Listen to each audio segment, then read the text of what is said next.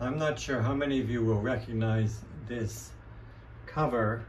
It was the cover of the first anniversary of Passion magazine when I was the managing editor in Paris. I'd arrived there 6 months earlier and had an extraordinary year with Robert.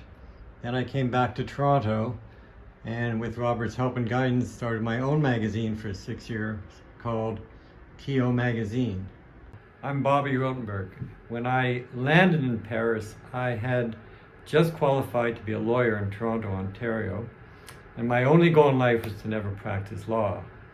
I am now making this video for you from my law office where I've worked for 30 plus years, but thankfully I've also had a terrific career as a novelist. You can see back there the 6 books that I've written so far. Yesterday I just handed in the 7th, and I really think none of this would have happened had Robert not given me the opportunity in Paris. I have so many memories, the midnight bouclages. I remember Robert didn't drive. I remember I had to drive him to the typesetter sometimes.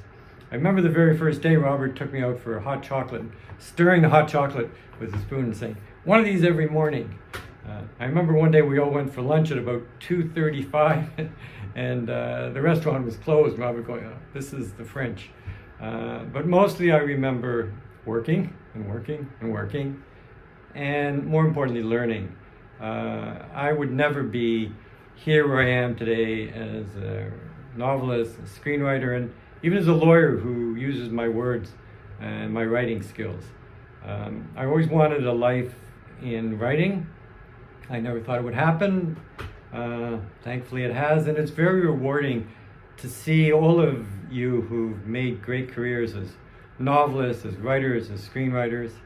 But I'm really the lucky one because about 15 years ago, Robert and his wonderful wife and children moved back here. And I guess irony of ironies, yesterday an article that he wrote about a book that I had written a small part of, and I was editing Robert. So I think we can all join in being extraordinarily grateful for the opportunity, the crazy belief he had in us, and for the careers and lives that Robert's given us in words. Thank you forever, Robert.